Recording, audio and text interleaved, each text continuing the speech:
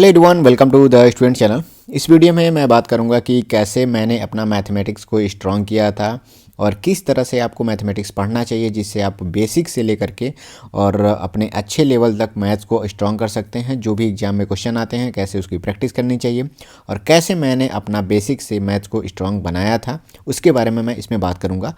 तो उसके लिए सबसे पहले आपको कुछ पॉइंट्स पे ध्यान देना होगा, क्योंकि अगर आप किसी भी एग्ज़ाम की प्रिपरेशन कर रहे हैं, मैथमेटिक्स का बहुत ही इंपॉर्टेंट रोल होता है और हर एक एग्ज़ाम के लिए अलग अलग तरह के मैथमेटिक्स में क्वेश्चन आते हैं। किसी एग्ज़ाम में मैथ में कुछ अच्छे क्वेश्चन पूछे जाते हैं, किसी में थोड़ा सा मैथ्स के एवरेज क्वेश्चन रहते हैं, कभी कभी उसमें डिफ़िकल्टी लेवल भी बढ़ाई जाती है। तो हर एक एग्ज़ाम के लिए अलग अलग तरह के मैथमेटिक्स के क्वेश्चन आते हैं, भले ही सिलेबस सेम रहता है तो क्या हुआ।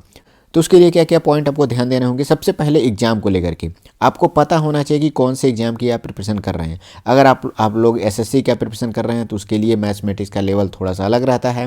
रेलवे का अगर आप प्रिपरेशन कर रहे हैं तो उसके लिए मैथमेटिक्स का लेवल थोड़ा अलग रहेगा। बैंक का आप प्रिपरेशन कर रहे हैं तो उसमें अलग तरह के क्वेश्चन पूछे जाते हैं। हालांकि सिलेबस तीनों में एक ही तरह का दिया रहता है, लेकिन क्वेश्चन का लेवल में थोड़ा सा आपको डिफरेंस देखने को मिलेगा।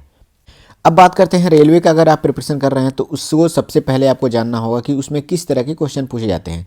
तो मैंने सबसे पहले क्या किया, प्रीवियस ईयर पेपर का कलेक्शन खरीद लिया। प्रीवियस ईयर क्वेश्चन कहाँ से पूछे जाते हैं और किस तरह के क्वेश्चन आते हैं, इसका अगर आपको एक कलेक्शन बुक चाहिए तो आप किरण पब्लिकेशन का बुक परचेज कर सकते हैं। ये वो बुक है। अगर आप लेटेस्ट एडिशन ख़रीदना चाहते हैं 2022 का, मैंने जब ख़रीदा था उस समय तो ये एडिशन नहीं था, अभी लेटेस्ट एडिशन आ चुका है। तो आप हिंदी में चाहें तो हिंदी में परचेज कर सकते हैं, इंग्लिश में चाहे तो इंग्लिश में खरीद सकते हैं। दोनों लैंग्वेज में अवेलेबल है, दोनों का लिंक मैं नीचे डिस्क्रिप्शन में दे दूँगा। तो मैंने किरण पब्लिकेशन परचेज किया हुआ था। रेलवे में जितने भी मैथमेटिक्स के क्वेश्चन आए हुए थे प्रीवियस ईयर के, अभी इसमें क्या है कि आपको आरआरबी, आरआरसी, चाहे ग्रुप डी का पेपर हुआ हो, एनटीपीसी का पेपर हुआ हो, जेई में आया हुआ क्वेश्चन हो, आरपीएफ एसआई हो, लोको पायलट में जो क्वेश्चन आए हुए हैं सारे क्वेश्चन इसमें दिए हुए हैं। हर टाइप के क्वेश्चन इसमें दिए हुए हैं, टाइप को अलग अलग चेंज करके भी इसमें दिया हुआ है और उसका सलूशन भी लास्ट में आपको अल्टरनेटिव मेथड भी दिया हुआ है, सिंपल मेथड भी दिया हुआ है। तो दोनों मेथड भी इसमें सॉल्व करके दिया हुआ है। तो आप चाहें तो ये बुक परचेज कर सकते हैं। तो ये हो गई बुक की बात। बुक आपने अगर परचेज कर लिया तो सबसे पहले आपको ध्यान देना होगा कि जो लोग बिगिनर हैं उनका बेसिक उतना ज़्यादा स्ट्रांग नहीं होता है। तो जो लोग पहली पहली बार तैयारी कर रहे हैं तो उनको बेसिक भी सीखना ज़रूरी है। मेरा थोड़ा सा बेसिक सही था तो मैंने बहुत ज़्यादा टाइम बेसिक स्ट्रांग करने पे नहीं दिया था। लेकिन जिनको बेसिक अपना स्ट्रांग करना है, आपको सबसे पहले सिलेबस को लिख करके रखना है। सिलेबस में सबसे आसान चैप्टर से आप शुरुआत करना चाहें तो कर सकते हैं। बाकी कोई भी अगर आप चैप्टर उठाते हैं तो आप उसके लिए आप चाहें तो यूट्यूब से आप जितने भी इम्पोर्टेंट वीडियोस हैं उससे रिलेटेड चैप्टर वाइज हर एक चैप्टर से रिलेटेड वीडियो यूट्यूब पे आपको अवेलेबल मिल जाएगा। अच्छे अच्छे टीचर हैं वहाँ पे आपको पढ़ाते हैं, पूरा सिलेबस भी उसमें कवर किया हुआ है।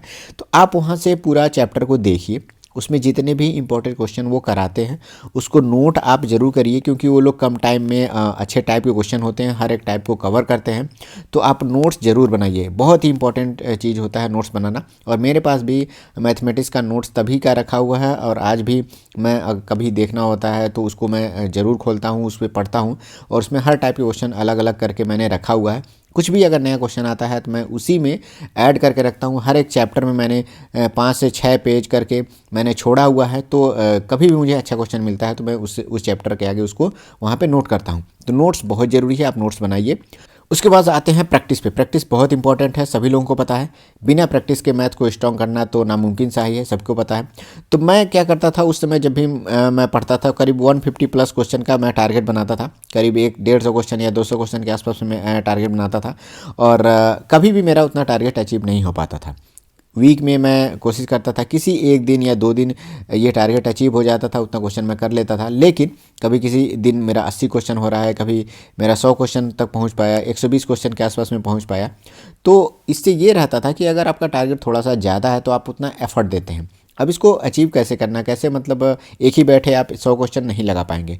तो आप इसको कम से कम 2 या 3 पार्ट में ब्रेक करिए। कभी भी आप थोड़ा सा टारगेट बनाते हैं, डे वाइज टारगेट बनाते हैं, तो आप उसको 2-3 भागों में तोड़िए और कुछ पार्ट को जब आप कंप्लीट कर ले जाते हैं तो फिर उसके बाद से थोड़ा सा रेस्ट करिए, फिर उसके बाद से उसको फिर से उसके छोटे भाग को कंप्लीट करिए।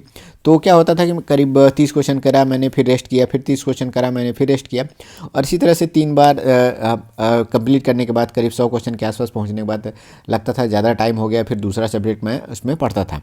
तो कोशिश ये रहती थी कि 150 क्वेश्चन तक पहुंचने का, लेकिन पहुंच नहीं पाता था। तो मेरा करीब वीक में 7 दिन होता है, 7 दिन में किसी एक दिन पढ़ाई नहीं भी हो पाती थी। तो कोशिश ये रहती थी कि 600 प्लस क्वेश्चन, 700 के आसपास प्लस क्वेश्चन आप एक वीक में कवर कर ले जाएं। अब 700 क्वेश्चन अगर आप लगाते हैं एक वीक में, तो मान के चलिए आपका 2 चैप्टर कवर हो जाएगा, 2 चैप्टर आपका कवर हो जाएगा। लेकिन जिनका बेसिक कमज़ोर है, तो आपको यूट्यूब पे भी वीडियो देखना है, उसमें भी आपका टाइम लगता है, वहाँ से भी आपको नोट्स बनाना है। तो आप 600 से 700 क्वेश्चन वहाँ पे नहीं कर पाएंगे। तब आपका टारगेट होना चाहिए कम से कम 500 क्वेश्चन आप कर ले जाएं। एक दिन में आप थोड़ा सा उसका कोर्स देखेंगे, 2-3 वीडियो देखेंगे, उसके बाद से फिर आप उस चैप्टर को बुक से उठाइए, किरण पब्लिकेशन की बुक से, उतने टाइप के क्वेश्चन आप करिए। और जब वो टाइप के क्वेश्चन कंप्लीट हो जाएँ, फिर अगले दिन भी फिर उसी चैप्टर के कुछ वीडियोज़ देखिए, फिर उसके बाद से फिर कुछ क्वेश्चन की प्रैक्टिस करिए। तो आप इस तरह से करेंगे तो एक वीक में 500 क्वेश्चन करना बहुत टफ टास्क नहीं है, बहुत आसानी से कंप्लीट हो जाएगा। और इस तरह से अगर आप करते हैं तो डेफिनेटली आपका 1 महीने बाद आप देखेंगे कि कम से कम 3-4 चैप्टर आपका कंप्लीट हो गया है और आपका मैथ बहुत अच्छा है, स्ट्रांग हो जाएगा। उसके बाद आते हैं मॉक टेस्ट पे। ये बहुत इंपॉर्टेंट रोल प्ले करता है और सभी लोगों को पता है। मॉक टेस्ट का फ़ायदा क्या होता है? देखिए, मॉक टेस्ट का फ़ायदा क्या होता है कि जब आपका टाइमिंग स्टार्ट हो जाता है, तब आपके ऊपर प्रेशर बनना शुरू होता है। अब उसके बाद से क्या होता है, इस प्रेशर में आपसे गलतियाँ होती हैं। गलतियाँ होती हैं क्यों? क्योंकि थोड़ी थोड़ी सिली मिस्टेक को आप उसमें करते हैं, क्योंकि जल्दी में क्वेश्चन आपको करना होता है। और जब आप वैसे बैठते हैं क्वेश्चन करने के लिए, तो क्वेश्चन तो आप सॉल्व कर ले जाते हैं, लेकिन आप ज़्यादा टाइम लेते हैं और गलतियाँ कम होती हैं, आपके टाइम का प्रेशर नहीं रहता आपके ऊपर। तो जब आप मॉक टेस्ट देते हैं तो टाइमिंग के साथ साथ आपकी गलतियाँ भी बढ़ती हैं और इन्हीं गलतियों को सुधारने का मौका मॉक टेस्ट देता है। तो शुरुआत में आपको मॉक टेस्ट नहीं लगाना है। आप कोशिश करिए कम से कम 3 या 4 चैप्टर अगर आपका कंप्लीट हो जाता है मैथ में, तब आप मॉक टेस्ट देना शुरू करिए।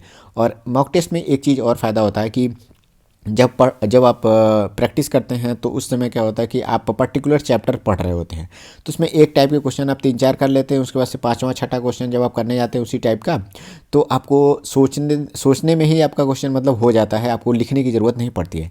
लेकिन जब आप मॉक टेस्ट में आते हैं तो होता क्या है कि पहला क्वेश्चन आपका आया परसेंटेज से, दूसरा क्वेश्चन आ गया प्रॉफिट एंड लॉस से, तीसरा क्वेश्चन आ गया आपका ज्योमेट्री से, तभी आपका जीके का कोई क्वेश्चन आ गया। इस तरह से जब क्वेश्चन मिक्स करके मिलता है, तब आप थोड़ा सा दिमाग ज़्यादा लगाना पड़ता है और जो फार्मूले होते हैं वो थोड़ा सा रिकॉल करना पड़ता है, तो उसमें टाइम लगता है और इसमें गलतियाँ होने की संभावना बढ़ती है। हालांकि पेपर आपको ऑनलाइन देना ही देना है, तो मॉक टेस्ट में ही आपका प्रैक्टिस इतना अच्छा रहेगा, तभी आपका मैथ स्ट्रांग माना जाएगा।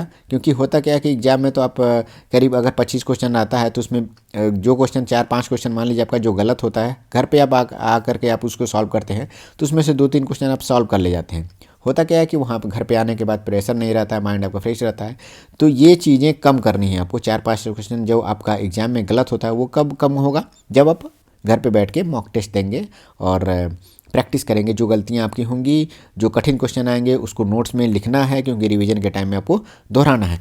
तो मेन जो मेरा पॉइंट यही है कहने का, बेसिक आपको यूट्यूब से पढ़ना है, उसके बाद से डेली का आप टारगेट सेट करिए। अगर आप डेली का टारगेट नहीं सेट करेंगे तो आपका मैथ्स स्ट्रांग नहीं हो पाएगा और धीरे धीरे करके आप पे थोड़ा सा बर्डन बनने लगेगा। कुछ पढ़ेंगे आप यूट्यूब से, उसको नोट्स भी नहीं करेंगे, तो एक तरह से एक वीडियो की तरह चलता जाएगा और ख़त्म हो जाएगा।